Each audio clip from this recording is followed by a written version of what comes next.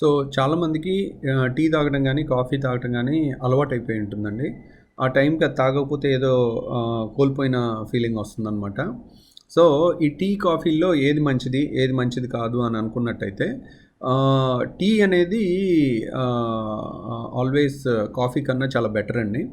టీలో మనకి పెద్ద హాని కలిగించేవేమీ ఉండవు.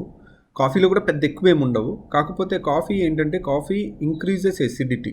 యాసిడ్ ప్రొడక్షన్ పెంచుతుందనమాట. కాబట్టి గ్యాస్ ట్రబుల్ ఉన్న వాళ్ళకి కాఫీ తాగితే కడుపు మంట పెరుగుతుందనమాట.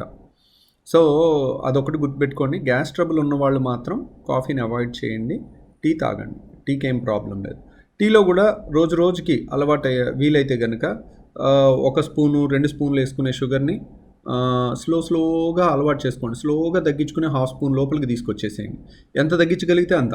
కొన్నాళ్ళకి అలవాటైపోయేసరికి దాంట్లో మనకి మూడ్ ఎలివేషన్ ఎలా వస్తుందంటే ఒక రిలాక్సేషన్. పని ఒత్తిడి ఒక 2 గంటలు పని చేసి ఏదో సరదాగా వెళ్ళి ఒక టీ తాగుదామో, కాఫీ తాగుదామో అని అనిపిస్తుంది. కానీ రియల్గా దాంట్లో వచ్చే రిలాక్సేషను పని ఆపేసి సరదాగా ఇంకొకరితో మాట్లాడుకుంటే ఆ మాటల్లో ఉంటుంది.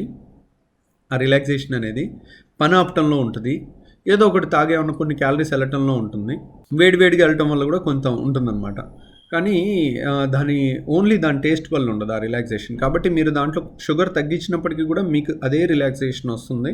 లాంగ్ రన్‌లో అప్పుడేంటి, మీరు ఎక్కువ గంటలు పనిచేసినప్పుడు ఎక్కువగా ఒక 4, 5 టీలు, కాఫీలు తాగినా కానీ దానివల్ల వచ్చే సైడ్ ఎఫెక్ట్. ఒక్క గ్యాస్ ట్రబుల్ వాళ్ళు మాత్రం కాఫీ అవాయిడ్ చేయండి. గ్యాస్ ట్రబుల్ లేని వాళ్ళు మాత్రం చక్కగా కాఫీ కూడా తాగండి.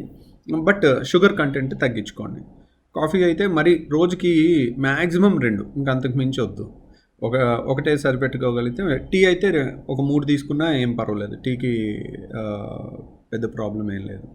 Thank you very much.